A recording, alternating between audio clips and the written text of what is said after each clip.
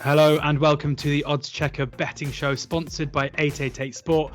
I'm your host George Elek and this is the Dublin Racing Festival Saturday preview. Stay tuned to hear which horse Rory Delargy thinks can take on the top two in the juvenile hurdle. That could have gone either way, and probably an error at the last was the difference between victory and defeat. In the Irish Arkle, there's one that Andy thinks should be favourite, but is currently 11-4. Yeah, I mean, I wouldn't be ever writing chasers off nowadays. One horse that Andy says he's looking forward to seeing more than any other over the weekend. He'll just run him into the ground, this fella. He's an absolute, complete and utter monster. They will not know what's hitting them with this horse. And 888 Sport ambassador Barry Geraghty tells us why he thinks this weekend could be the time to take on Honeysuckle. I think if ever there was a day where she's vulnerable, it could be this day. Yeah, great as ever to have Oddschecker's very own tipster Andy Holding and tipster Rory Delargy here as well. Ahead of, it's two great days racing. We all, Andy, get so excited in the build up towards the Cheltenham Festival is so massive these days, but 6 weeks before you've got a couple of the best days racing you could possibly ask for. Yeah, I agree. Yeah, I think this meeting has become so significant now in the National Hunt landscape that it's almost, you can't have a bet or confident bet in any of the big races in another 5 weeks' time without reviewing this meeting very stringently. We had so many horses that won and doubled up last year, even horses that didn't win or were down the field came on and turned the form around and went on to win at the festival. So it's definitely worked from the days when it was just like a trial and error kind of thing. Obviously, the ground's been an issue. Certain horses aren't coming here because they don't want to. Connections don't want to risk their horses on the surface, but they've done about as well as they can under the circumstances. Pumped loads of water on, got it to yielding ground. By and large, the fields have stood up relatively well. Could have done with a few more here, there, and everywhere. I think Sunday's meeting will be a little bit more competitive numerically than it is Saturday, but we've just got the quality all the way through. So very much looking forward to it. Rory, same for you. Yeah, very much. This is the races that sort of comprised this meeting when they were run on different weekends were always hugely important to the festival, and it's just been bolstered a little bit since the Dublin Racing Festival was conceived, and it's a hugely important meeting. It's almost like this is where the proper study starts. You get involved in this first, and then you start crystallizing your thoughts for Cheltenham, unless you've been clever enough to find massively overpriced horses before now. I think this time next year we should make a vow now that we record this episode in a pub in Dublin ahead of the festival before going together. I think that's a good idea. Great idea. Yeah. I'll speak to the lads. But before we get into the main bulk of the show, before we get into the action, just want to point the listeners and viewers in the direction of Oddschecker's Cheltenham Super Service. We're doing the hard yards for you this year. And in the lead up to the festival, that means getting you the news that matters, exclusive insight from our experts like Andy himself, and the latest bookie offers as they're released into your inbox. All you need is an email address, and you can find the link to sign up in the YouTube description below or wherever you're listening to this podcast. If you're listening to this or you're watching this, it is an absolute must do, I would say, in the run up to the Cheltenham Festival. Also, as ever, going to point you in the direction of the Oddschecker app. Download it now. We're going to be talking in terms of the best prices available on the app here, the best bookie offers, free bets, place terms going to be crucial as well. And of course, Andy Holding and plenty other tipsters' selection straight through to the app every morning of racing. I'm not sure tipsters is a real word, but let's move on pretty quickly. And this is the Saturday preview of the Dublin Racing Festival. There is going to be a Sunday preview, which we're going to be recording tomorrow. So keep your eyes out for that. It's 5 to 5 recording time here. So it is Thursday, getting into evening time. We have the final decks as it stands at the moment. And let's get cracking with the first on the 7 race cards. It is the Novice Hurdle, where Hollow Games is the 9-4 favourite ahead of What Do We Want at 11-2. Grand Jury 6-1. Manila Crooner 13-2 alongside Bron. Eric Bloodaxe 7-1. 14-1 Manila Kakuna.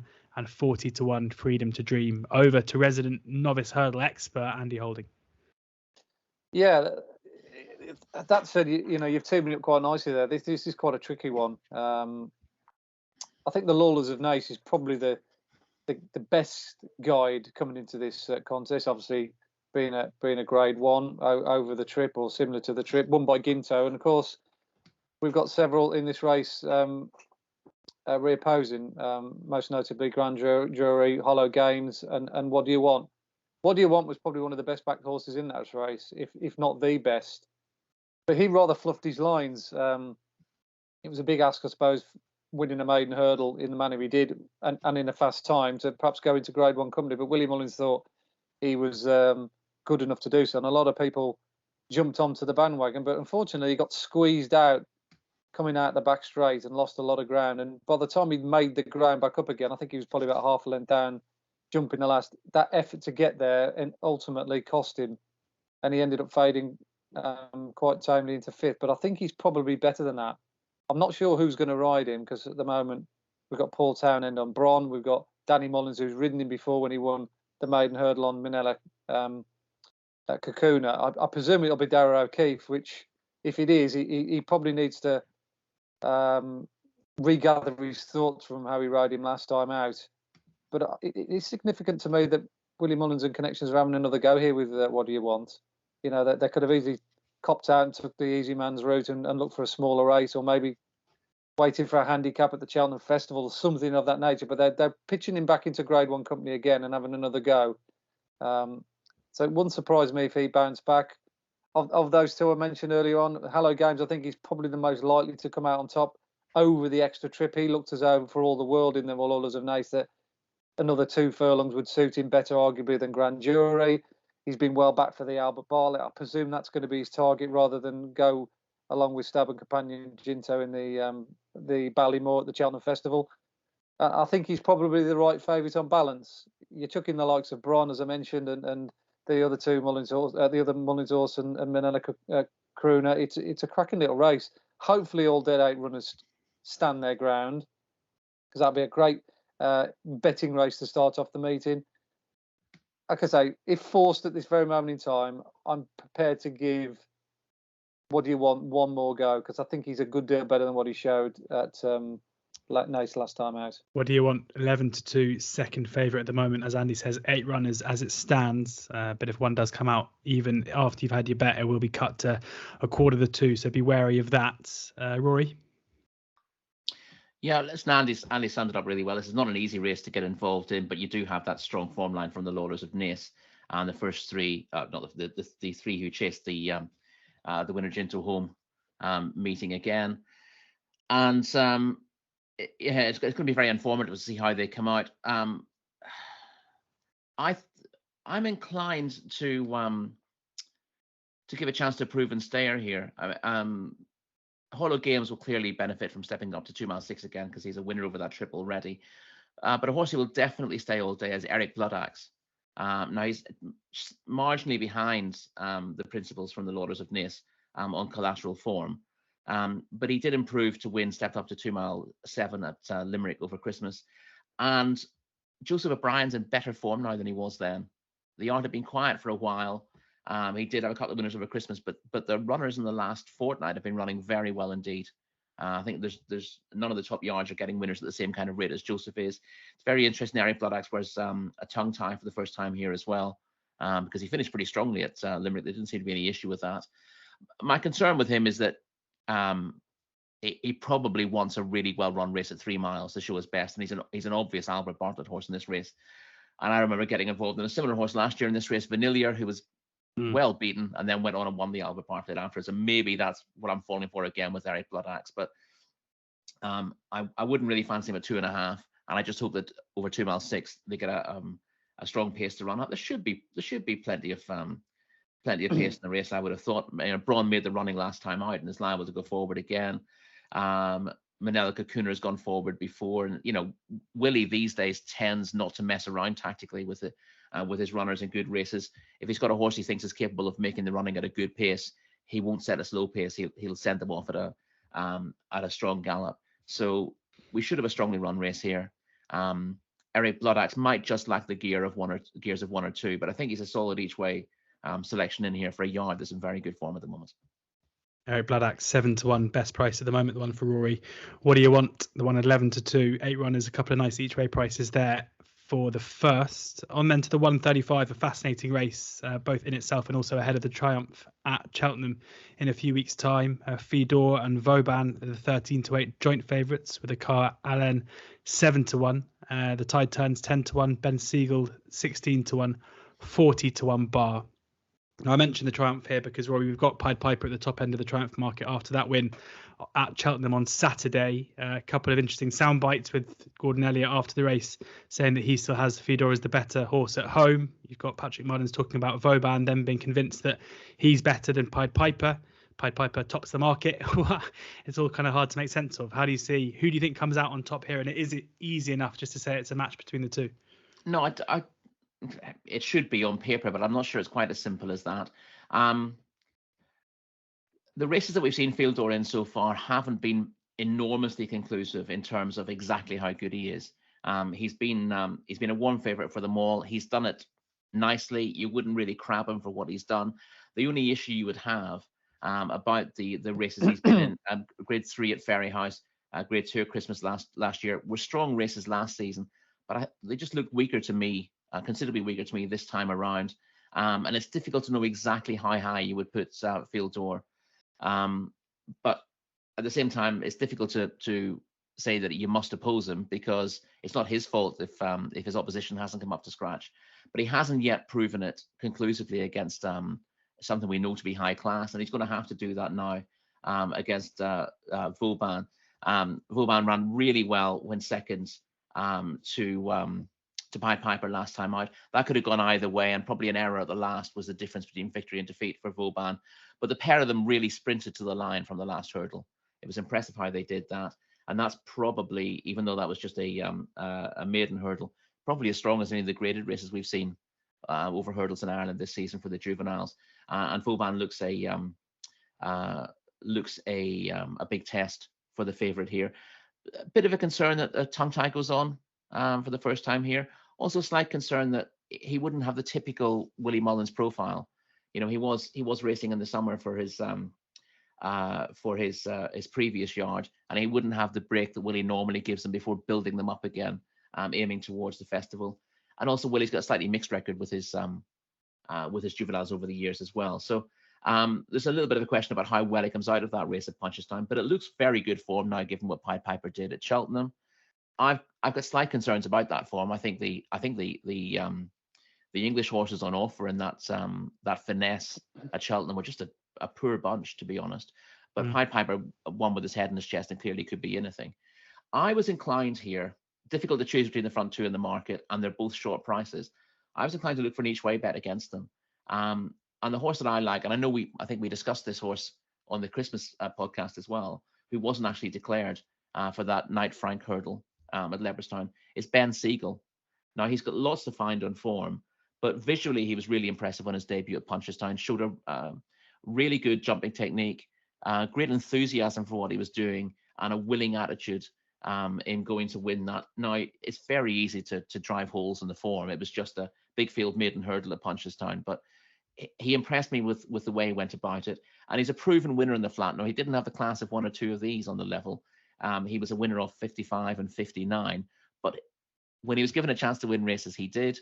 And I like that in a prospective hurdler. So I think he'll step up a fair bit from that, and I think he'll be a player here. Whether he's as good as the front two in the market is hard to say and hard to justify. But I think he's, as long as we get enough of them going to post to justify each way betting, and there's 9 at the moment, so you've got a little bit of leeway there. I think he's a decent each way bet. He's around 16-1, which appeals to me. Yeah, 16-1 best price with our sponsors 888 Sport. Ben Siegel there in the second, the 135 at Leopardstown. Andy? Yeah, this division has caused me quite a bit of pain and heartache throughout the course of the year so far. It's the race I like betting in the most, or one of the races I follow and look to try and back the winner in most years. If I miss the boat from an anti-post perspective, I'm always looking to get it right on the day itself. It's just a race I really like. I've always wanted to own the winner or have a runner good enough to be in the race. Had one many years ago called Rutherglen, who finished an honourable 5th behind Tiger Roll, and my appetite was whetted, and I'm certainly going to look to have another one somewhere down the line. If I can find the right syndicate to back the purchase price, as it were. But anyway, enough of my personal kind of thoughts on the race. It's Phil Dawes, as Rory said, he's done little wrong, and he's hard to crab. 3 for 3, very impressive in all his 3 wins. I've gone on record saying on this podcast quite a few times that his numbers haven't really added up to anything yet. So I think for him to justify or be close towards the top of the betting, he's got to do something this weekend to back that up finally. And I think he will, because this race often throws up a good number just because it's the most competitive juvenile race run either side of the Irish Sea. It's a grade 1. You usually get the best Irish horses in it, and they often go a good gallop. Calixios, of course, won it last year, and he went on to win the Triumph Hurdle off the back of a good time figure. I don't think we've got a Calixios or Zana here in this race this year. Certainly up to now, that the Irish haven't been anywhere near as good, other than Pied Piper the other day. So let's see what this lot can do. Obviously, Vauban represents that form line, as Rory's pointed out. And he's almost favourite via default now, because everyone thought, Pied Piper looks the best, so he must surely beat Phil Dawes. But I don't think it's going to be quite as straightforward as that. I actually think Willie Mullins' other horse has got half a squeak. Iker Allen. He was looking only workmanlike at best when he jumped the last the other day here at the Christmas period, but he powered clear from the last to the line. And I've noticed that 2 horses recently both come out and frank the form. Mano Work, who finished 7th, beat 9 lengths. He won at Naas the weekend. And Justicialism, the 11th horse, beat 37 lengths. He won the other day. So there's a bit of substance to that form. He's a course and distance winner, and he's a nice each way price. But the other horse I put up in my Triumph Hurdle column the other day, unfortunately, I fell foul of the first one, being a Paul Nicholls trained horse. I didn't realise how badly form Paul Nicholls' horses were when Isio ran at Cheltenham the other day and ran like went out like a damp squib. But the other one I put up was Ben Siegel at a big price. The fact that I think connections of last year's Boodles winner, Jeff Kidder, won with this horse first time out, and straight away they thought, right, okay, this is a grade 1 horse rather than a handicap project. And he hasn't run for 74 days subsequently.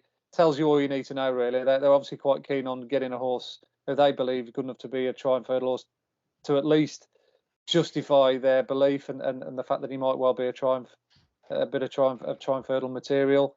And the ground will suit him as well. He's a real good ground horse, certainly on the flat. His time figure from his victory at Punchestown was very good. So what is it, 16 to 1 top price? That is definitely overpriced as far as I could see. So I'm with Rory here. We're both on the same horse at the same price, 16 to 1 each way, Ben Siegel.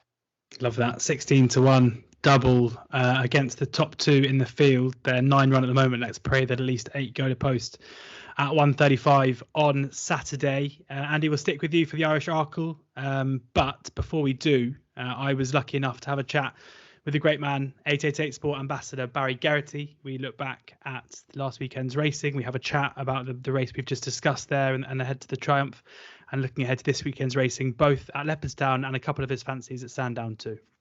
Yes, always a good time of the week to be joined by 888 Sport Ambassador Barry Geraghty to have a look back at the weekend's racing from last weekend that we spoke about then, and then also casting a glance ahead at what's coming up. And Barry, we've got to start with a couple of horses that you know very well. We previewed their races last weekend, but let's start with Chantry House, who bounced back from that disappointing defeat on Boxing Day with a victory. What did you make of the manner of that win, and where does that leave him ahead of the festival?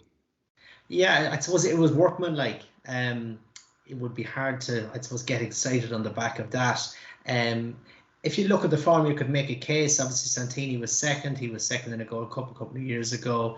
We had back in third, we had I Wright, who had won the rehearsal, but that was back in November. But then you had Cato Rico back in fourth, who was only 11 lengths behind him. He's rated 139 and pulled up last time out. So you could make a case both ways, but I think we'll need to see a Chantry House put up a lot bigger performance if he's going to be involved in the Gold Cup. So he needs to bounce back from this. He is a very good horse, as he's shown in the past. He's a dual Grade 1 winner, having run disappointingly before that in his previous start behind Fusel Raffles as a novice last season. So he has the capability, but I don't think we saw that on Saturday.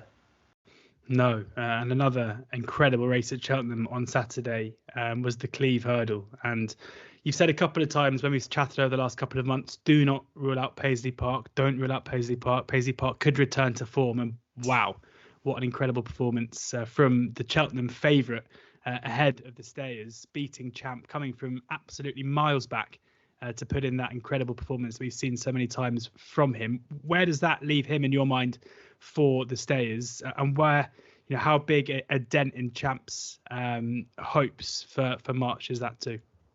Well, I think there's a few after being dented in the last week, with Classical Dream getting turned over and Gorn as well. So the stayers hurdle market has got turned on its head completely. And then Champ obviously getting beaten by Paisley Park, who gave Champ a dozen lengths of a head start, and the lead horses probably 15 lengths. So it was a serious performance by Paisley Park. And Lisnagar Oscar, who finished third, he would be the slight little question mark over this, because he had pulled up behind Champ and Ascot. So it may not have been as strong a race as you might have liked. I think Champ way underperformed. Paisley Park obviously put in a brilliant performance, and it's hard to gauge how good he was because he gave away so much ground and had to, claw that back and won really well in the death. But it was definitely a step in the right direction for him. I think he loves Cheltenham. Stay on track, slow ground is ideal for him. So it's interesting, but I think it's still a very open race. I wouldn't draw a line through Classical Dream just yet. You saw how Willie Mullins got Allaho back after his tough race in the John Durkin to win really impressively in Thurles. So he can possibly get him back. And I think Champ, he has the ability, as he showed in Ascot, and I think he'd be brave to rule him out. So it's a very tricky race, but Paisley Park is back in the picture. But I wouldn't have him a clear favourite ahead of maybe what has disappointed. They have a chance. And then you have Florent Porter, who we haven't seen, and he's possibly the one to beat because he hasn't been out the Lotus copybook. He's last year's winner. He won as a 6-year-old. He's now 7. So with that age on the side, he's still open to improvement. And they were well clear of the third when he was second to Classical Dream. So it's very interesting. There's a lot of angles. I suppose Florent Porter is the one with the strongest form. The Cheltenham race at the weekend, Lisnagar Oscar just puts a slight little question mark, albeit he is a stayers hurdle winner as well. Looking at the market quickly before we move on, Florent Porter is now the 7-2 favourite ahead of Time Hill at 5-1. It feels like basically not running is the way to make your way up to the top end of this market. Champ is 6-1, Classical Dream 13-2, Paisley Park 7-1, Royal Kahala 14-1. At those prices, Champ's still a shorter price than Paisley Park, despite being beaten at the course on Saturday. Where would you see the value being now? Yeah, I suppose maybe each way value in Paisley Park. He's probably more consistent than Champ. Champ, who ran such a great race and has come back in the game spirit last year, and then he never showed up in the Gold Cup. That's what I was slightly afraid of going into this weekend. He needs to back up his run, and he hasn't. Is he going to bounce back from that? Paisley Park, albeit he has disappointed at the festival, he probably is more consistent, so he's more likely to be involved. But I think the right horse is favourite, Florent Porter. As I mentioned, with his age profile, he should be only just coming to he's only coming to his peak now, I think. Maybe the most striking performance on Charles Day at Cheltenham on Saturday was from Pied Piper. You mentioned to me last week that you were very excited to see Pied Piper run. Later on, Andy Holding said he was very much looking forward to seeing ICO run. That's definitely 1-0 to Geraghty in that match. What a performance from Pied Piper. How does that rank in your mind in terms of looking ahead to the triumph? Well, I'm not sure about 1-0 with Andy. I'd say Andy's probably a few goals ahead of me at this stage. I clawed one back. You'd have to be so impressed with Pied Piper. Improved a lot from his first run. He was more relaxed. He jumped better. It was mentioned beforehand and after that Gordon expected a big improvement in fitness, and I think in racing as well. So it was a very polished performance, and you could say he probably beat the best of what England has and beat them easily. Where he goes from here, I'm not so certain. He would look like he's the triumph hurdle written all over him. But the stablemate Fedor is the danger possibly in the Triumph hurdle with the same owner. So there's going to be a bit of deciding to be done there. You would say possibly Pied Piper, if they were to consider the Supreme, he probably has more speed than Fidor, so that could be an option for him. But the Supreme, I'm not sure we've ever seen a stronger one. So it's a bit of a head scratcher for everyone, I'd imagine. So it'll be interesting to see what happens. But they're two very smart horses, and I think they're right two at the head of the market. Yeah, it's an easy segue into Saturday's racing in the Dublin Racing Festival, because the second race on the card sees two of those protagonists for the Triumph at the top end of the market. The 135, the juvenile hurdle, Fidor 13-8, Vauban 13-8. They can't split them. Icar Allen 7-1, the Tide Turns 10-1, 16-1 Bar. And there are so many different threads to this, Barry, where you've got Gordon Elliott saying at home Fidor is the better horse. You've got Patrick Munnins telling people they reckon Vauban is ahead of Pied Piper, but then you've got Pied Piper putting in that kind of performance on Saturday. What do you make of this race coming up on Saturday? And do you think whoever wins out of Fidor and Vauban will muscle their way to the top end of the Triumph market? I'm not so certain. I think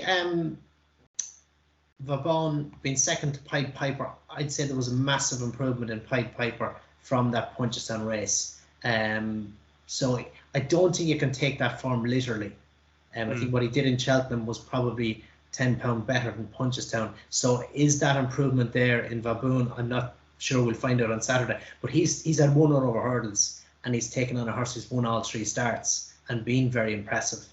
He's also, for me, Fidor is a horse who races behind the bridle. He saves plenty, only does as much as he has to do. So you're not really certain what he has in the locker, because he could have an awful lot left there. He definitely isn't running on empty anyway, so there's a bit in the tank. Fidor will be the one for me in this race. I think Vauban will have to be very smart to beat him. As I said, at the Pied Piper form, I wouldn't just take that literally. Being within a half length of him doesn't necessarily mean he's still within a half length of him. Fidor, the one for Barry there, 13-8, best price at the moment. We'll look at the Irish Arkle, where Blue Lord is the 13-8 favourite ahead of Rivière de Tel. Horton Color, St. Sam making up the four protagonists, a couple of big prices as well, making up the 6 run of fields. How do you see this? This is a brilliant race. Blue Door is a horse they've loved all the way through the season. He's jumped brilliant. He's more relaxed as well. He's a very keen going horse over hurdles. He fell in the Supreme when he was going to be second, to appreciate it. A long way second, but he was going to be second. So he has a good level of form over hurdles. But the fact he relaxes so well and jumps so well, I think that really stands to him. So he is a worthy favourite. It's going to be very interesting. Obviously, Fernie Hollow was the original Arkle favourite for the festival, and he's out. But we have a line here through Rivière de Tel, and that was a good performance from her in Leopardstown the last day. She receives £2 less of an allowance this time. She has her mare's allowance, but her age allowance is cut back by 2, so her allowance is reducing, but she has a very good level of form, as I say. She's a lot of experience too, where the other two dangers, Ion Color and St. Sam, both impressive, both jump well, but Leopardstown on your second run over fences in a grade 1 is a big ask, but they don't have the choice. They need to get in the experience to go for the festival. I think, as I said, Blue Lord is definitely the right favourite and the one to beat, but Rivière de Tel would be the one of interest, just to get a line of form in Fernie Hollow. She ran a big race the last day, and I say she has the experience, so it's going to be interesting. That's a really competitive race, but I do like Blue Lord. I think he's a very good horse. Yeah, all eyes to that after the news of Fernie. Well, ahead of the Arkle over in March over this time. Be interesting to see who comes out on top. And then look at the Gold Cup as well, an incredibly competitive Irish Gold Cup here, with Frodon and Kemboy, the two joint favourites, ahead of Manella Indo and Asterion Forlange. I have a feeling, knowing your forgiving nature, Barry, you're going to tell us that this is where Manella Indo bounces back. I would have thought that, but Henry de Bromhead's had one winner for the month of January. So that would be the concern. He's coming back after 41 days since the King George. Henry made no secret of it. He said he was a wreck coming home from Kempton. The horse was very shook. So he's done very little for the first couple of weeks, and he's probably only trained him gently since then. So I wouldn't think he's going to be tuned to the level that Frodon will. But he is the best horse in the race. So he's got a couple of question marks. 1, Henry's horse's form, and 2 is his fitness level. So you go back then, what will win it? Steering for Lange, it's hard to make a case for him. He was very empty when he fell in the King George, very tired horse. So I'm not fully convinced he'll get the trip. Kenboy loves it round here. Frodon fourth in the King George. He beat Manila Indo in Down Royal. I would be inclined to go with course form, maybe, and go with Kenboy. He ran well the last day behind Galvin. He is a good horse. Frodon, I think, is well suited by Kempton. He was very fit in Down Royal when he beat Manila Indo, who would have needed the run, and Galvin likewise. And Galvin was on ground that was slower than ideal for him. So I would just slightly side with Kenboy over Frodon, but I'm just really curious to see what Manila Indo does. But for me, there's a big question mark over with it being such a big weekend, and Henry's horses, their form. There's some of them are running well. As I say, you need one winner for the month of January, so they're just not. They're not winning with the frequency you'd like to see them win with. No, although never, class is permanent, as we know, and it won't be long before Henry is back in the winners. I've got no doubt about that. We are focusing here on Leopardstown, but there is some good racing over at Sandown as well, Barry, and you've got a couple of fancies over there on Saturday too. Yeah, so the Contenders Hurdle on Saturday, and you have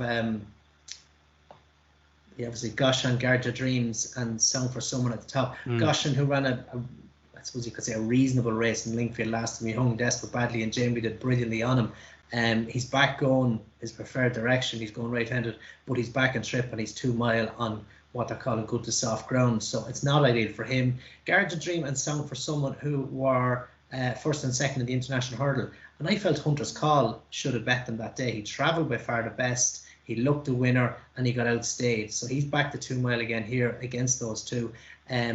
He ran in Haydock behind Tommy's Oscar last time, just 2 weeks ago. And I just feel Haydock was too sharp for him, too quick a track. I think Sandown's going to suit him. Ground is ideal. He's outside on the field. The only negative for me would be that it's 14 days since Haydock. But he's 12-year-old. And he's likely raced because he's had a lot of injury. But he's a smart horse. He won the Good Hurdle in Ascot a few years back. I think he's been completely ignored for a horse that should have beaten the two at the head of the market on 2 starts ago. Interesting stuff. Any others at Sandown, or should we move on to Sunday over at Leopardstown? Yeah, I just think on the ground as well, and the chase track is given good. The hurdle track is watered during the summer, so it always rides a bit slower. The chase track is better. I would go with Pictory if it's a match with Pictory and La Press. I just think the ground is the difference. Pictory showed great pace when he won in Ascot. La Press, he was a very good winner in Cheltenham. I would imagine he loves a bit of juice in the ground, as a lot of Venetians can do. So I would oppose La Press with Pictory. Pictory 15-8 best price as it stands. That is in the 220 at Sandown on Saturday. Now, by this will hopefully be going out on Thursday evening, so this might date quite quickly. But for those quick off the mark, a bit of insight for you now. Let's look at the Irish Champion Hurdle on Sunday. And do you think if there's ever a time, if there could possibly ever be a time to doubt Honeysuckle, could this be it? Well, that's just. It'll be interesting to see how Henry's horses fare out on Saturday. She's a short price favourite. She's a very good mare, and as you mentioned earlier, George, class has a tendency to prevail. But that is a slight question mark over her. Appreciated is here. We're not sure if he's going to be declared or not. If he is declared, he is fit, because Willie would have another option of maybe the Red Mills hurdle in Goran. So he's not going to take him here unless he's fit. He's a very good horse. His time in the Supreme was 2 seconds slower than the Champion Hurdle. And for a novice, that's good. The Champion Hurdle was ran 2 hours later, and Cheltenham dries like nowhere else. The ground was heavily watered for the first race. So I think he is a very, very good horse. And if he makes it to the Champion Hurdle with a run under his belt, he's the biggest danger to Honeysuckle. The other one, I believe, as well, would be Zana here. So this track, you're racing towards the outside for this meeting. The ground is well watered as well. They're just describing it as yielding. But the ground has been heavily watered in Leopardstown for a month on the lead up to Christmas, and has been watered continuously since. So it's going to be very much on the safe side, which is going to emphasis on stamina, which I think is going to suit Zana here. So, as I say, I'd be keeping an eye on how Henry's are running over the weekend. But I think if ever there was a day where she's vulnerable, it could be this day. And Zana here and Appreciate would be the two for me. standing here and appreciate it, to take on Honeysuckle. We will see all eyes on the final decks tomorrow. Before we let you go, Barry, just to the 150 as well, the Dublin Chase, Chacun pour Soi, another hoping for some home comforts to bounce back to some form. Grenadine, the closest contender according to the market. Captain Guinness in there as well. Do you think Chacun pour Soi will get it done? Well, if he returns to the form the level of form he's shown before, he had he was a very impressive winner at the Punchestown Festival last year. So he has a very good level of form, but he's disappointed in Sandown on his last run. He was a non-runner at Christmas in Leopardstown, but if he turns up here, his ratings are 10 or 12 or more pound ahead of the rest. So he is the best horse in the race, and if he produces anywhere near his best, he'll beat these. Grenadine is a good horse, but I think at the top level he just falls short. Captain Guinness probably just hasn't got there either. So to me, Chacun pour Soi, if he turns up at all, he'll be very hard to beat. Chacun pour Soi, hard to beat, just like you, Barry. Brilliant to have you on today, and great as always to have a chat with you. Looking forward to speaking again next week. 888 Sport Ambassador Barry Geraghty. Cheers, George. Thank you. Now, before we get back to Andy and Rory, let me remind you of something else from oddschecker in the build-up to the Cheltenham Festival. Racing Weekly is our new show hosted by Rishi Prasad and Sam Turner as they review the week just gone, look forward to the weekend racing ahead, and tackle the biggest stories in the sport. In this week's Racing Weekly, the chaps were joined by Aidan Coleman, fresh from his monumental ride on Paisley Park. The next episode will be out on Monday with special guest and racing TV pundit Johnny Ward. It'll be available on YouTube and wherever you download your podcasts. Yeah, great as ever to speak to Barry, and you could tell, was particularly excited by the prospect of this Irish Arkle with Blue Lord at 13-8, favourite Riviere de Tel 11-4, Hot on Color 4-1, Saint Sam 5-1, Embittered 66-1, and Bustleton at 66s. He looked to want to take on Blue Lord with Riviere de Tel, if any of them. Andy, how do you think Blue Lord is a favourite here to get with or get against? To probably get against. I'm a bit surprised at how they bet this race. I mean, Blue Lord's obviously very good. He was a good novice last season, better than Riviere de Tel. Albeit one was a juvenile, one was already a 6-year-old. And Blue Lord, has done nothing wrong with his 2 starts, and his last run was a good run on the time figures. So, there's plenty of things to like about his chances. But I think Riviere de Tel sets a fair standard here, and I think she should be favourite. I'm quite surprised that she's as big as 11-4. I actually think when the market opened up the other day, she was 9-2 with some firms, which made absolutely no sense whatsoever. She's only a 5-1 shot to win the Arkle at Cheltenham, let alone win this race on the way. I thought the other day she got beat. She got beat fair and square on the day the way the race panned out. But I think it probably took Connections by surprise. The fact that Fernie Hollow was so aggressively ridden, they probably thought, well, the one way to take her out of her comfort zone is to do what Riviere de Tel likes to do herself, i.e. make the running. She's been very impressive every time that she's led, jumped well from the front. She's basically ran her opposition into the ground. So they had to rather adjust their game plan halfway down the back straight when Fernie Hollow was bombing along, and they were absolutely flying in that race. They never missed a beat. The time figure was absolutely off the charts. It was one of the best races I saw over the Christmas period. 2 genuinely good novices, hammer and tongues around Leopardstown. And Riviere de Tel just put down on a couple of jumps halfway down the back. I think the final ditch, she rather lost a length. She ran into the boards and rather danced her away across it. And it meant that she was always having to row against the tide and play catch up against Fernie Hollow, who's a very, very good horse.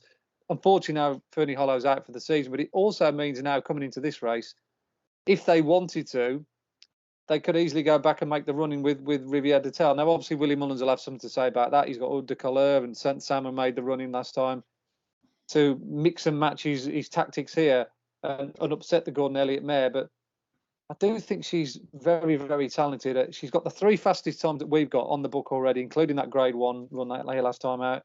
We know she handles the track, and if she runs to her best, I think, as far as I could see, she's the one they all have to beat. So at 11-4 top price, I'd arguably say she's probably one of the better bets or my stronger views of the whole weekend.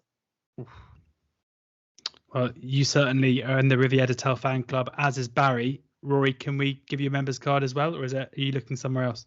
No, you can. Again, we had a similar chat about when she met Fernie Hollow. I thought she should have been a bit shorter then. We weren't expecting that she was going to get mugged quite the way she was, but she actually ran an enormous race, given that she wasn't able to dictate. The only thing I'd add to what Andy said there is, it's just if you've been able to dictate to others and gained your advantage by doing that, it's very difficult when someone suddenly takes that off you and does the same thing, because there was no chance of a change of tactics, and essentially she still had to go forward. But you're always being dictated to in that scenario if a horse has got a length lead on you, unless you really push it and go faster than you should to get to the front, which ends up bursting you anyway. Then you're always sort of playing to their tune, that makes it difficult to express yourself fully, and that probably explains one or two slightly imperfect jumps. But even then, I think our jumping was fundamentally very, very sound on the day. And it might have been interesting if they jumped the last fence that day, which they didn't, because one of Willie's absolutely destroyed it in the first circuit, didn't he? To go far too early and smashed the fence. So that might have just given her another bite of the cherry if she was able to throw a big leap in at the last. But it doesn't really matter either way. She met a better horse than Blue Lord there in Fernie Hollow. She gave him a real fright. The weight that she's getting now from the older horses is less. There's only a 2-pound allowance now for the juveniles at this stage of the season. But that's I say juvenile Dublin in chasing terms. That's not a massive worry here, as Andy says. She's proven herself in graded company, and she's done it in really well-run races and produced a couple of particularly good times. And I think I'd say, looking at the speed figures that I have, her 3 best speed figures are the best 3 in the race. And although she's precocious and therefore the others are maybe catching her up a little bit, I think she's far enough ahead that you'd want to back her ahead of Blue Lord here. Maybe come the Arkle, it'll be a different kettle of fish.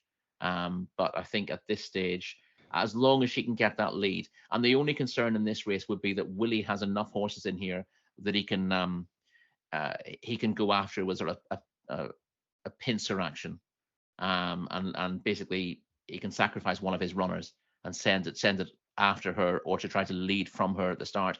But I think Jack Kennedy's going to be very well aware of that, and he knows that what the spoiling tactics might be. So he'll be more on his toes than he was. I think he was expecting to be able to lead without having to try too hard over Christmas. He knows now that that's a potential angle against him, and I think he'll just be that little bit wiser to it. And if he's able to jump the first in front, I think it'd be very hard to beat.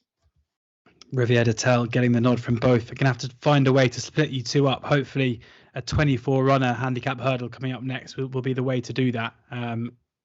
The 2:45 now, over 3 miles, and Panda Boy is just about favourite at 5-1, ahead of Dunboyne at 11-2.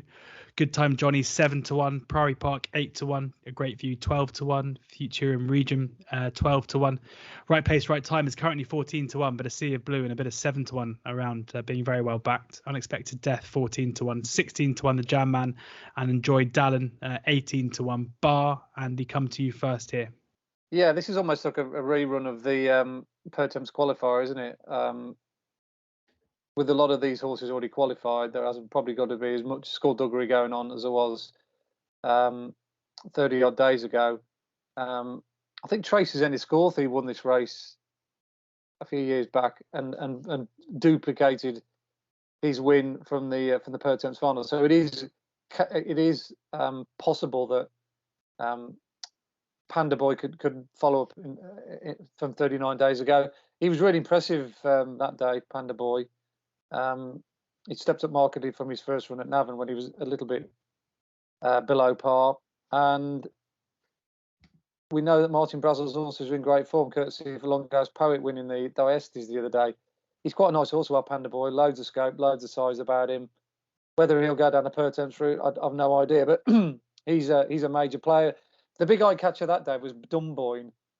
I think we almost got an insight into how Gordon Elliott campaigns his Pertemps qualifiers. If we didn't need to know already, with the likes of Delta Work and Cider Burley finishing sort of 5th or 6th just to get qualified, just to get into the Pertemps qualifier, and then you see a totally different horse at the Cheltenham Festival. And Dunboyne hasn't been missed by the bookmakers. I think he's anti-post favourite for the Pertemps. even though he hasn't won at all this season. So he's very much an interesting runner.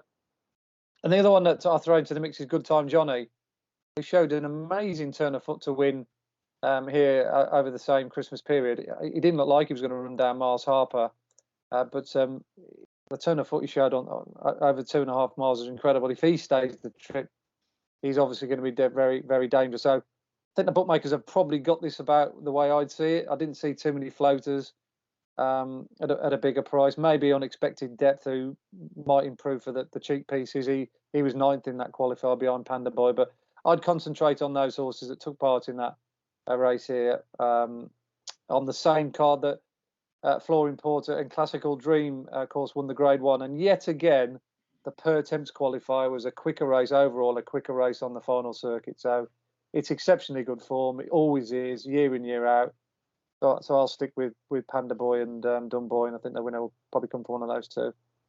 Panda Boy and Dunboy, the top two in the market, as Andy says as well. Dunboy 10-1 favourite currently for the Pertemps at Cheltenham as well. Rory? Not a race I had a particularly strong view on, but the one that I thought was interesting from a handicapping perspective, i.e. a horse who connections would be quite keen to win with a view to the festivals coming up, was Priory Park, who hadn't shown a huge amount until winning at Thurles in November, but he improved the chunk when winning a 2.5 mile handicap here over Christmas. Still seems to be ahead of his mark. It's not £10 for that, but it looks on the way he's running his last two starts that the handicapper got him wrong. The question with him was whether he will improve for Step Up and Trip. All his racing's been done at 2.5 miles so far, but he's closely related to a horse called Treacle, who stayed 3.25 miles. And I would give him a chance of improving again for the Step Up and Trip. He's rated 1-2-1 in Ireland, which means that even with the adjustment to the handicap mark, he probably wouldn't get into to the race of his choice at the Cheltenham Festival as it stands. In saying that, if he was going there, he'd be looking at either the Martin Pipe or the Coral Cup. But he still need to be higher in the weights to get into one of those, and therefore they'd be keen for him to be doing his best here. So I thought he was of interest, but yeah, he's an 8-1 shot in a really competitive race, and there is a slight question mark over stamina, so I wouldn't be going mad about it.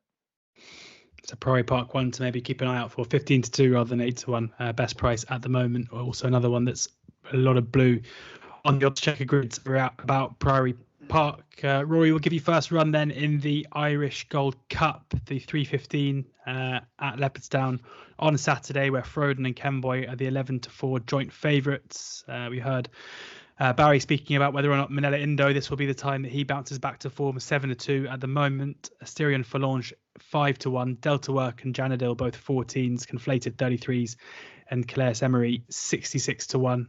8 run as it stands, 4 obvious ones at the top end of the market. Where do you see the value at this stage? I think the most solid horse in the race is probably Frodon, because he's probably going to get his own way up front, and this has been an issue. When he does get his own way up front, he's a very hard horse to beat. He's easy enough to beat if you can take him on, but taking him on usually means sacrificing yourself, as we saw with Manila Indo at Kempton at Christmas. And I think the fact that Frodon was well beaten in the end of the Cape George will mean people are slightly less frightened of him again. And if that's the case, then Bryony Frost could get away with what she's done several times before on Frodon and ride him to sleep from the front. In saying that, I've had a theory for a while about Manila Indo, that he just doesn't go for Rachel Blackmore, or certainly hasn't done in recent times. He was a warm favourite for this race last year, and I thought Rachel gave him a great ride because he was coming off a fall, and the idea was that he had to have his confidence built up. And she, basically schooled him around there, saw stride at fences that he needed to see a stride at, and asked him to go short at others. But every time she saw a stride, he didn't see it, or he refused to follow her cue. And I thought he looked a hard ride, and I wasn't at all surprised when she got off him for the Gold Cup. And of course, what happened then was she got off to ride up Blutard. Jack Kennedy got on board, and suddenly Manila Indo looked a saint. Travelled really well, jumped like a buck, and that was the difference between him and a Blutard in the day. Then when Rachel's been back on board this season, he's gone back to his old ways. He hasn't been having to cut at his fences. He's looked moody, and there's two possibilities here. three possibilities. One is it's all about Cheltenham. Manila Indo isn't really worth backing anywhere else, but when he goes back to Cheltenham, then he becomes a force. The other possibility is that he's just going a little bit sour, as a lot of staying chasers do, and therefore you can't trust him entirely. And the third one is that it's this thing about he's just not getting on with Rachel for whatever reason, and a jockey change could make all the difference. That's not to knock Rachel at all. She's a superb jockey, but some horses just don't get on with you, and he has not been playing ball with Rachel in recent starts. Again, I people criticised her ride on him in the King George. I thought she'd give him the right ride. The idea was go forward early, make Frodon work hard to get to the lead, and then sit just behind him and pop away. And knowing that Frodon was then not getting the easy lead, you could pick him up in the straight and win. And Manila Indo just didn't read the script. He went forward early as Rachel asked him to, but he kept wanting to back off his fences. So this is the chance to find out whether what he needs is just Robbie Parr's different style of riding, and see if that makes the difference. So I'm inclined to give him one more go. It couldn't be a confident bet, as I said, because there are different ways of reading this. But I've been banging this drum for a while, saying that he and Rachel aren't gelling, and now that he has an opportunity with a different jockey, I should be putting my money where my mouth is and saying, right, well, I'll back him to prove that. I fully accept the idea that it might just be that he comes alive at Cheltenham and he's just not the same horse elsewhere these days. But I think I certainly couldn't back Kemboy at the prices. I mean, Manila Indo on balance of form should be a shorter price than Kemboy. For all, Kemboy's got a good record around here. He's a 10-year-old now, and he's shown multiple times that he's not good enough to win a Gold Cup. So it seems daft to be backing him to beat the Gold Cup winner. But of course, the proof of the pudding's in the eating. So that's where I stand on the race. So Manila Indo currently 7-2 best price. For maybe proving Rory's theory right with Robbie Power on board rather than Rachel Blackmore. Interesting to see how that goes. Andy, how do you see it? I presume, therefore, Rory, that Robbie Power being used ahead of Rachel Blackmore means that if Manila Indo gets on really well with him, he'll ride him in the Gold Cup because Rachel's got to stick on a Plutard. That's the idea, yes. Yeah. Okay. Certainly that's how I've heard it. Yeah, I mean, I wouldn't be ever writing chasers off nowadays. I mean, it's amazing with these old horses, they never cease to amaze. I mean, look at, obviously I'm not talking about chaser, but just taking Paisley Park as an example the other day. After they jumped off, everyone said, we should pull him up, and they ought to retire him. All of a sudden he does what ends up doing what he does. So a lot of these chasers have been around the block a little bit. We're quick to pigeonhole them and say, this can't do that. That's gone. I just think, on the day, if they just fancy it and they get into a good rhythm and they feel good about themselves, they're capable of anything. And I wouldn't write Manila Indo off. I think Rory's probably been a little bit calm with Rachel Blackmore last time out. I understand his theory, but I must admit, I thought she chased a suicidal pace the other day. They're never going to get home, the pair of them. I thought it was one of her worst rides for the last 12 months. The only problem with Frodon is the Paul Nicholls yard. I mean, I think it's been well documented, isn't it? In the last week or two, he can't buy a win, and they're just not finishing off their races. I mean, obviously, Frodon might be a different horse. He might be in a different isolation area, and I don't know if he's been on different medication or treatments to some of the others, because, this is a grade 1 over in Ireland. But I come back in Paul Nicholls' horses at what 5-2 is it at the moment, or 11-4? That just looks nonsensical to me. I wouldn't be as quick to write off Kemboy. Kemboy's got an amazing record at this track. He's obviously won this race before, and he went an unbelievable gallop that was only just picked off by Plutard here last year. And that time figure, if he reproduces it, is going to mean that he's going to be banged there. And of course, he ran his absolute face off here the other day, didn't he? When he was just picked off by Galvin and Plutard again. He came back again on the running. Once again, he just shows that Leopardstown's his track. Cheltenham isn't. So I think on balance, I'd add the front two in the market. I'd probably go with Kemboy over Frodon. And the Flying Yeoman is definitely a Styrian Phalange. I mean, if he could cast aside all his jumping frailties and jump a clear round, then he's got to be banged there. I mean, he was an unfortunate fall at the last of King George when running probably one of his best races in his life. But when he stays on his feet, he's just a very, very good horse. And he's probably got fewer, well, not convictions, but less miles on the track than some of these. So fascinating race. Not a race I'm probably going to bet in. I'm certainly going to be tipping in a race like this. Too many ifs and buts.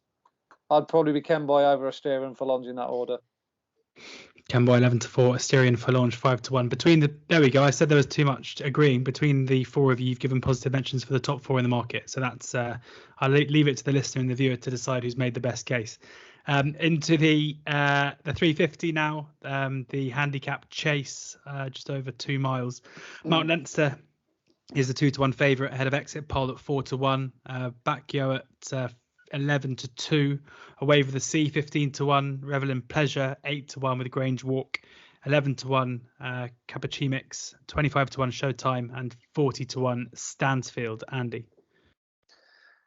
I think all the issues that we have with small fields nowadays and lack of participation because of ground worries and the Cheltenham Festival around the corner, I think this one probably highlights it more than anything else. A 0 to 152 mile handicap on a big weekend worth €59,000 to the winner, not to be sniffed at, probably even more prize money than there is for the Grand Annual. I haven't checked that out, but I imagine it would be. And there's only 9 runners. No representation from the UK, which, given that the horses we have in this category is an absolute disgrace. And there was 21 runners in it last year. I mean, where are all the horses gone? I can't get my head around that. And it's not a ranked bad race, but it's well below the standard you'd normally expect. That's why Mount Leinster's favourite. But he's a bit of a short runner for me. He'll go tearing off, but does he really get home? Obviously, he was up against 2 good novices the last day, but I just don't trust him at all at a short price, especially once he faces that hill. If he's got horses behind him, I don't think he'll get home. I think the two that I'd probably have a look at the prices are Wave of the Sea, won this race last year. He's been campaigned over further, but he's fully adaptable over a strongly run 2 miles, and he's going to get that here. It's actually 2 mile 1 and 43 yards, so it's 2 mile 2 in effect. And he was still in contention when he tipped up in the Paddy Power Chase the other day, but he has got some good form prior to that. I think second at Beyond on the Ropes, wasn't he, in the Munster National? So it's not as if he's coming here absolutely bang out of form. And as Rory's already pointed out, Joseph's horses are in good nick, so they probably had this race on their mind for a little while. He's a 7 or 8 to 1 shot. And the other one to mention at double figure odds is Capuchin Mix, who was in the process of going really well the other day when he tipped up 3 out in that good Punchestown race that Dunraven won. Now, you go back to his run at Killarney, he clocked a massive time figure when he won that day, when he got the perfect run through on genuine good ground. And I think he's got quite a bit of talent, Capuchin Mix. He didn't get home at Cheltenham in the Grand Annual, but he was up with the speed all the way, and it was only after the last that he capitulated. And he actually led this field down to the last year when, again, he just got outrun on the running, but he made a bad mistake at the last. So he's got plenty of form with big field handicaps. This smaller field definitely suits him, i.e. similar to the Killarney race. And again, I think probably Connections have had this race on their radar for a little while now, coming back to the race that they ran really well in last year. So the 2 horses out of last year's race are the 2 for me: Wave of the Sea, who won it, and Capuchin Mix, who was an honourable 9th, if there's ever such a thing as an honourable 9th. Capuchin Mix 11-1 best price as it stands. Rory? Yeah, listen, I hear what Andy's saying. It's a disappointing race for the money. There are only 2 horses rated higher than 137 in this contest, and plenty of them who've seen better days as well. I nearly went with Capuchin Mix. I'm still concerned about Henry de Bromhead's form, even though I've gone for Manila Indo in the big one. He's still, the horses haven't been firing on all cylinders for the last 6 weeks. And to be honest, it was that he had that Christmas period when he had a few reversals.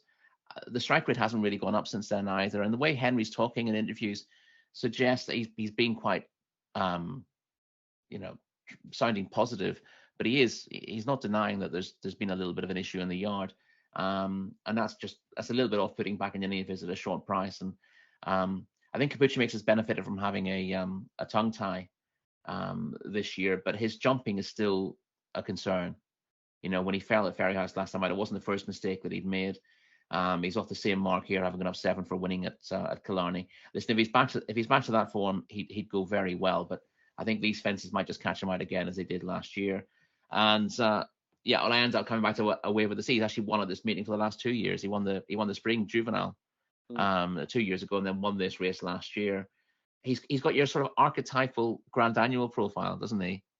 When you're looking for horses for the Grand Annual, for some reason, with the 2 mile handicap chasers, it tends to go to horses who, it doesn't tend to go to improvers who are winning races. It tends to go to horses who've not won and have fallen in the weights a little bit.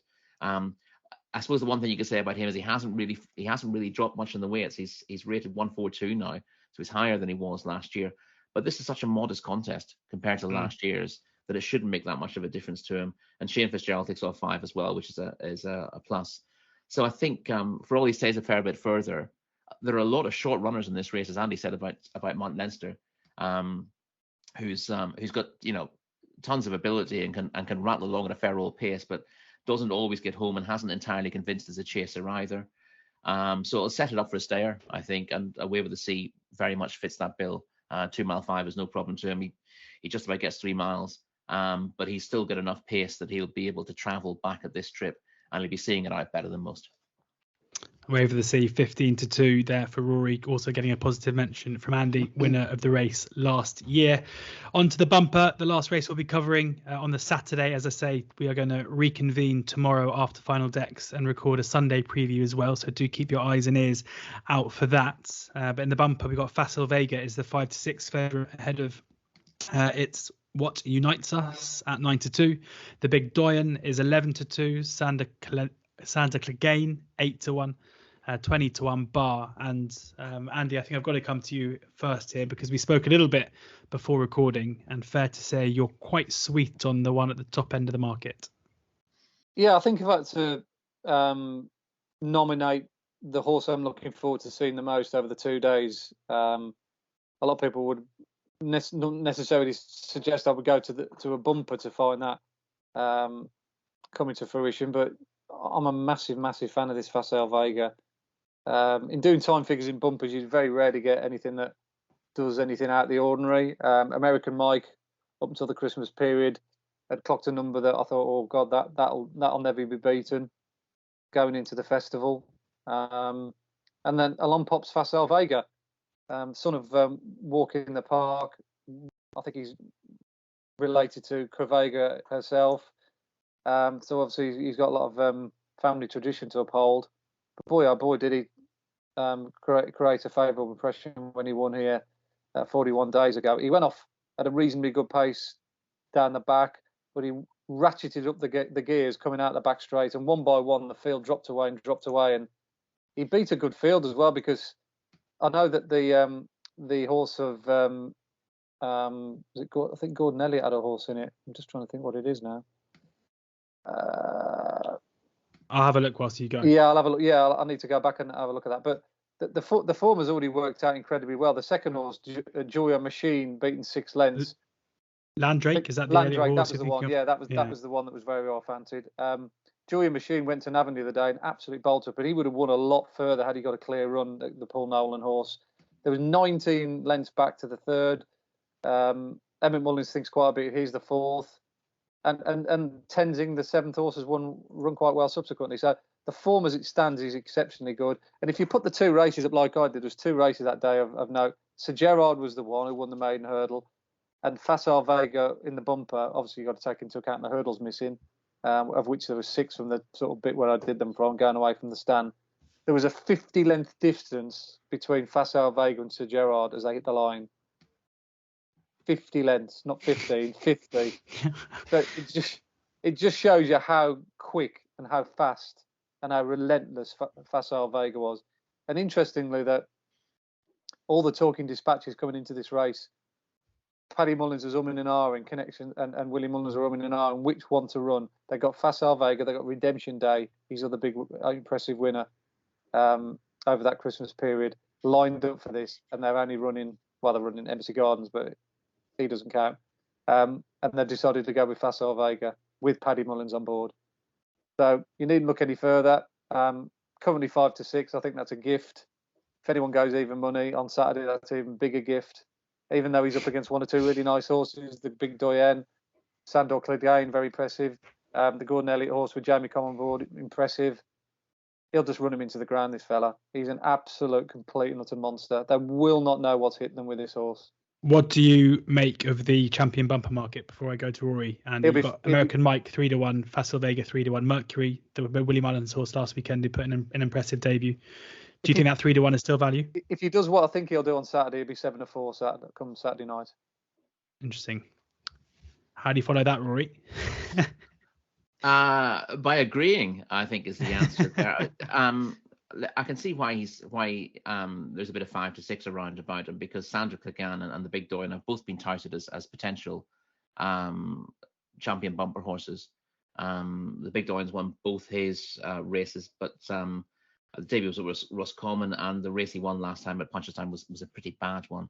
He did it with, in good style, and he looks a nice sort. But I was really impressed with Facile Vega, and I wasn't crunching the numbers in terms of his speed figures at Leopardstown. What I liked about him was that he actually looked green. He looked like he was learning on the job that day. Whereas Willie's top bumper performers, they usually look so professional first time out that the difficult thing you have with them is just working out whether they're going to improve enough to win championship races. They look like they're ready made for that kind of race early on. And the one thing that I could say about Facile Vega, I thought, well, he's probably on a par with the others we've seen from the yard, but he's going to improve a chunk for this race, because he's nothing like, he's out of Cavega. He's nothing like, he's a big horse. Cavega was quite a neat little mare, and I wondered when they said, oh, her first foal's going to run, I thought, I bet he's quite a small one, because first foals tend to be quite small anyway. Actually, he's her second foal. I should take that back. He's her second foal. So, but when I saw him in the flesh, I was impressed with his scope, and I was very impressed with the race by the fact that he won it so well and hit the line so hard, despite the fact that it was run at an unusually good pace. And normally, if you're going to have a race like that, you run at a solid pace, you expect the principals to pull up pretty quickly after the line. But he kept galloping out, and I thought he was very impressive in terms of you rate the form. You try to put a figure on it based on usual form analysis without looking at the clock. You wouldn't put him miles clear of the next two in, but there were aspects of that that suggest that he's an awful lot better than the bare form, and the clock is the main one of those. I don't tend to analyze bumpers based on speed figures, because there's so few of them that are really well run. But when Andy says, comes out with the figures that he has, you've really got to sit up and take notice, because visually that was really impressive. And as I said, the other thing you got out of it wasn't just that this was a ready-made bumper winner for Willie, but this is a horse who's a work in progress, who's going to get better and better. So with those two put together, he's extremely hard to oppose here. Exciting times. Make sure you stay tuned for the bumper, the last race on Saturday at Leopardstown. Facile Vega, the one currently 5 to 6, ranking as a strong bet, certainly for Andy, and Rory cannot disagree. Thank you very much, guys. Thanks to both Andy, thanks to Rory, thanks to you for listening or watching to this preview of Saturday's racing at the Dublin Racing Festival. This was recorded on Thursday afternoon, hopefully goes out on Thursday evening. We'll be meeting again tomorrow to discuss Sunday's racing as well, so please do subscribe to the Oddschecker YouTube channel, where they can find Racing Weekly as well, the new show, as I mentioned, with Rishi Prasad and Sam Turner, and plenty other bits and bobs there. So do go and check it out. Do download the Oddschecker app for the best prices. Bookie offers free bets and everything else there as well, including Andy's column, which I'm looking forward to seeing how many points Facile Vega will be on Saturday morning. Could it be breaching that all-important 4? Could it be 5? We'll wait and see, Andy. Looking forward to seeing. But yeah, thank you to you both. Please enjoy the racing over the weekend. Do look out for Sunday's preview. And as ever, please ensure that you are gambling responsibly.